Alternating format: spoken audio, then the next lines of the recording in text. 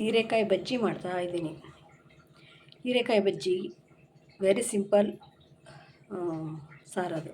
ಇನ್ನು ಹೀರೆಕಾಯಿ, ಟೊಮೊಟೊ, ಹಸಿಮೆಣಸು ಹಾಕಿ ಬೇಯಿಸ್ಕೊಂಡು ಇದಕ್ಕೆ ಬೆಳ್ಳುಳ್ಳಿ, ಜೀರಿಗೆ, ಕೊತ್ತಂಬರಿ ಸೊಪ್ಪು ಈ ಬೇಯಿಸಿರೋದಲ್ಲಿ ಹಾಕ್ಕೊಂಡು ರುಬ್ಬಿದ್ರೆ ಹೀರೆಕಾಯಿ ಬಜ್ಜಿ ರೆಡಿ.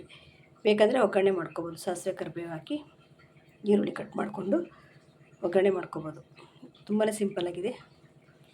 ಒಂದ್ಸರಿ ಟ್ರೈ ಮಾಡಿ.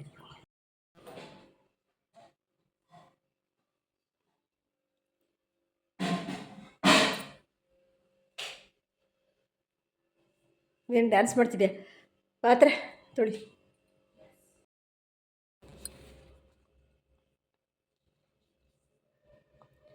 ಗೈಸ್, ಚಟ್ನಿ ಮತ್ತು ಅಕ್ಕಿ ರೊಟ್ಟಿ ನಾನು ಮುರ್ಕೊಂಬಿಟ್ಟೆ ತಿನ್ನೋಕ್ಕೆ. ಆಮೇಲೆ ಜ್ಞಾಪಕ ಬಂತು ಕ್ಯಾಪ್ಚರ್ ಮಾಡಬೇಕು ಅಂತ.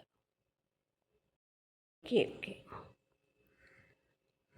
ಅಕ್ಕಿ ರೊಟ್ಟಿ ಚಟ್ನಿ.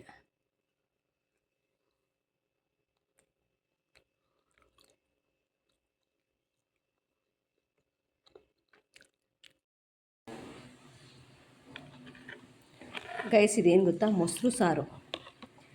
ಇದಕ್ಕೇನಿಲ್ಲ, ಹಸಿ ಮೊಸರಿಗೆ ಜೀರಿಗೆ, ಮೆಣಸು, ಬೆಳ್ಳುಳ್ಳಿ, ಖಾರದ ಪುಡಿ, ಕೊತ್ತಂಬರಿ ಸೊಪ್ಪು, ಉಪ್ಪು ಹಾಕಿದ್ರೆ ಆಯಿತು. ಎಲ್ಲ ಹಸಿದೆ. ಕೆಲವರು ಹಸಿ ಹಂಬರ ಅಂತಾರೆ. ಎಲ್ಲ ಹಸಿದನ್ನೇ ಹಾಕ್ತೀವಲ್ಲ, ಅದಕ್ಕೆ ತುಂಬ ಚೆನ್ನಾಗಿರುತ್ತೆ. ಒಂದು ಸರಿ ಮಾಡ್ಕೊಳ್ಳಿ. ಎಲ್ಲ ಹಸಿ ಮೊಸರಿಗೆ ಎಲ್ಲ ಹಸಿ ಇಂಗ್ರೀಡಿಯೆಂಟ್ಸೇ ಹಾಕಬೇಕು. ಇದು ಹುರುಳಿಕಾಳು ಮೊಳಕೆ ಕಟ್ಟೋಕ್ಕೆ ನೆನೆಸಿದ್ದೀನಿ. ಗೈಸ್, ಇದೇನು ಗೊತ್ತಾ? ಹುರುಳಿಕಾಳು ನೆನೆಸಿದ್ನಲ್ಲ ನೆನ್ನೆ. ಕೆಲವರು ಬಟ್ಟೆಲಿ ಕಟ್ತಾರೆ. ನಾನು ಇದುವರೆ ತನಕ ಬಟ್ಟೆಲಿ ಹುರುಳಿಕಾಳನ್ನೇ ಆಗಲಿ ಯಾವುದೇ ಕಾಳನ್ನೇ ಆಗಲಿ ಮೊಳಕೆ ಬರಲಿ ಅಂತ ಕಟ್ಟಲ್ಲ. ನೋಡಿರಿ ಎಷ್ಟು ಚೆನ್ನಾಗಿ ಮೊಳಕೆ ಬಂದಿದೆ. ನಾನೇನು ಕಟ್ಟಿಲ್ಲ. ನೆನೆಸ್ಬಿಟ್ಟು ಅದನ್ನು ನೀರೆಲ್ಲ ಬಸ್ತಿ ಇಟ್ಬಿಟ್ರೆ ಬೆಳಗ್ಗೆ ಇಷ್ಟೊತ್ತಿಗೆ ಇಷ್ಟು ಚೆನ್ನಾಗಿ ಮೊಳಕೆ ಬಂದಿರುತ್ತೆ. ಅದಕ್ಕೆ ಬಸ್ಸಾರು ಮಾಡಬೇಕು ಇವಾಗ. ನನ್ನ ಕೈಯಲ್ಲಿ ಗಿಡ ಆಗಲಿ ಅಥವಾ ಈ ಥರ ಕಾಳುಗಳೇ ಆಗಲಿ ಚೆನ್ನಾಗಿ ಬರ್ತವೆ. ಮೊಳಕೆ ಬಟ್ಟೆಲಿ ಕಟ್ಟೋ ಅವಶ್ಯಕತೆಯೇ ಇಲ್ಲ.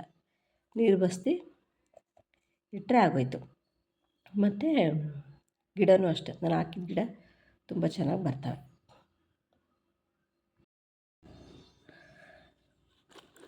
ಇದು ಬೀನ್ಸು ಮತ್ತು ಕ್ಯಾರೆಟು. ಏನು ಗೊತ್ತಾ? ಇದು ಪಲಾವ್ ಮಾಡಬೇಕು, ಅದಕ್ಕೆ ಹೆಚ್ಚಿದ್ದೀನಿ. ನನ್ನ ಮಗಳು ಪಲಾವ್ ತಿನ್ನಲ್ಲ, ಅವಳಿಗೆ ಅವಲಕ್ಕಿ ಮಾಡಬೇಕು. ನನ್ನ ಪ್ರಾಬ್ಲಮ್ ಏನು ಗೊತ್ತಾ? ಮನೆ ಕೆಲಸ A to Z ಎಲ್ಲ ನಾನೇ ಮಾಡಬೇಕಲ್ಲ. ಸಪೋರ್ಟ್ ಇಲ್ಲ ಅನ್ನೋದೇ ನನಗೆ ಸಮಸ್ಯೆ ಆಗ್ಬಿಟ್ಟು ನೆಕ್ಸ್ಟ್ ಏನು ಬೇಡ ಅಂತ ಯಾವಾಗಲೂ ಆ ಫೀಲ್ ಬರ್ತಿರುತ್ತೆ. ನನ್ನ ಮೇನ್ ಪ್ರಾಬ್ಲಮ್ ಏನಂದರೆ ಎಲ್ಲನೂ ಪರ್ಫೆಕ್ಟಾಗಿರಬೇಕು ಅನ್ನೋದು. ಹಂಗಾಗಿ ನನಗೆ ಚಿಂತೆಗಳು, ಯೋಚನೆಗಳಿಗೆ ಬಿದ್ದುಬಿಡ್ತೀನಿ. ಮೇನು ನಮ್ಮ ಮನೇಲಿ ಪರ್ಫೆಕ್ಟಾಗಿಲ್ಲ ಅನ್ನೋದು ಒಂದು ಪ್ರಾಬ್ಲಮ್ಮು. ಸಪೋರ್ಟ್ ಮಾಡಲ್ಲ ಅನ್ನೋದು ಒಂದು ಪ್ರಾಬ್ಲಮ್ಮು. ಮತ್ತು ನಾನು ಅಂದ್ಕೊಂಡ್ರೆ ಮನೆ ಬಾಡಿಗೆನೇ ಆಗಲಿ ಯಾವುದೇ ಆಗಲಿ ನಾನು ಅಂದ್ಕೊಂಡಿರೋ ಥರ ಇಲ್ಲ. ಇವೆರಡೂ ನನ್ನ ಪ್ರಾಬ್ಲಮ್ಮು. ಹಾಗಾಗಿ ನಾನು ತಲೆ ಕೆಡಿಸ್ಕೊಳ್ಳೋದು.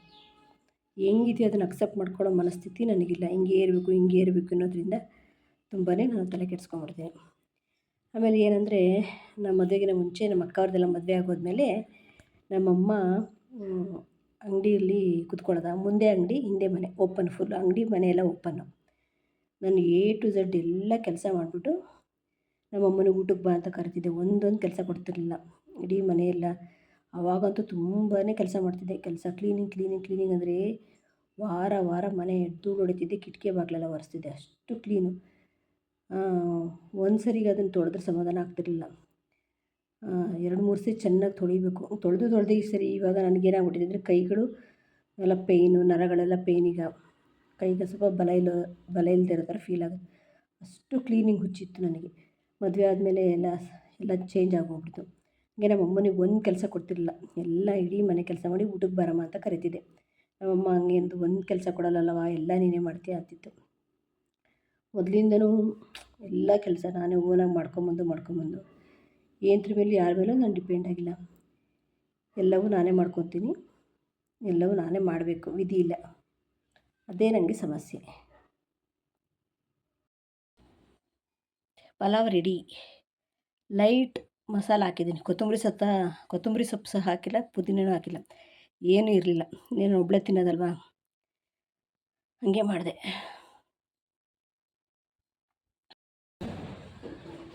ಇದೇನು ಗೊತ್ತಾ ಗೈಸ್, ಮಲ್ಲಿಗೆ ಗಿಡ ನಾವು ಮಂತ್ರಾಲಯಕ್ಕೆ ಹೋಗಿದ್ವಿ, ಎಲ್ಲ ಬಸ್ ಮಾಡಿಕೊಂಡು ಅವಾಗ ಬರ್ತಾ ಒಂದು ಕಡೆ ಊಟ ಅಡುಗೆ ಮಾಡ್ಕೊಳ್ಳೋಣ ಅಂತ ನಿಲ್ಲಿಸಿದ್ವಿ. ಅಲ್ಲಿ ಒಂದು ಮನೆ ಬಾಗಿಲಲ್ಲಿತ್ತು, ಅವ್ರ ಹತ್ರ ಕೇಳಿ ಕಿತ್ಕೊಂಡ್ಬಂದಿದ್ವಿ. ಈಗೆಲ್ಲ ಮುಗಿಬಿಡ್ತಾಯಿದೆ. ನಮ್ಮ ಮನೆಯವರು ಇದುವರೆಗೂ ರಾಘವೇಂದ್ರ ಮಂತ್ರಾಲಯ ನೋಡಿಲ್ಲ. ಒಂದು ಟೈಮ್ ಹೊರಟಿದ್ವಿ, ಅವಾಗ ಅವ್ರು ಕಾಲೇನೋ ಮಾಡಿಕೊಂಡ್ರು ಅಂತ ಬರೋಕ್ಕಾಗಲಿಲ್ಲ. ಅವರೇನೆಲ್ಲೂ ಬರೋಕ್ಕೆ ಇಷ್ಟಪಡಲ್ಲ, ನಾವು ಕರ್ಕೊಂಡು ಹೋಗಬೇಕು. ನಾವು ಮೊನ್ನೆ ಧರ್ಮಸ್ಥಳಕ್ಕೂ ಅಷ್ಟೇ, ಮಂಜುನಾಥ ಅಂತ ಹೆಸರಿಟ್ಕೊಂಡಿರೋರು ವರ್ಷಕ್ಕೊಂದ್ಸಲ ಧರ್ಮಸ್ಥಳಕ್ಕೆ ಹೋದರೆ ಒಳ್ಳೆಯದಂತೆ. ಲಾಸ್ಟ್ ಇಯರ್ ಕೂಡ ನಾನೇ ಅವ್ರನ್ನ ಕರ್ಕೊಂಡೋಗಿದ್ದೆ ಬಲವಂತ ಮಾಡಿ. ಈಗಲೂ ಮಂತ್ರಾಲಯ ಕರ್ಕೊಂಡೋಗ್ಬೇಕು. ಅವರಿಗೇನೇನು ಅವಶ್ಯಕತೆ ಇಲ್ಲ, ಆರಾಮಾಗಿ ಬ್ಯಾಚುಲರ್ ಲೈಫ್ನ ಲೀಡ್ ಮಾಡ್ತಾರೆ. ನಾನು ಗಂಡ ಬೇಕು ಅಂತ ನಾನು ಒದ್ದಾಡಬೇಕು ಹೊರತು, ಅವ್ರು ಹಂಗೆ ಹೇಳೋದು, ನನಗೇನು ಅವಶ್ಯಕತೆ ಇಲ್ಲ, ನಿನಗೆ ಬೇಕು ನೀನು ಮಾಡ್ಕೊ ಅಂತ. ನಾನು ಗಂಡ ಬೇಕು ಅಂತ ನಾನು ಮಾಡ್ಕೋಬೇಕಲ್ಲ. ಅವರಿಗೊಂದು ರೊಟೀನ್ ಇಲ್ಲ, ಒಂದು ಗುರಿ ಇಲ್ಲ, ಹೋದ ಪುಟ್ಟ ಬಂದ ಪುಟ್ಟ ಅಂತ ಆರಾಮ್ಸಾಗಿದ್ದಾರೆ.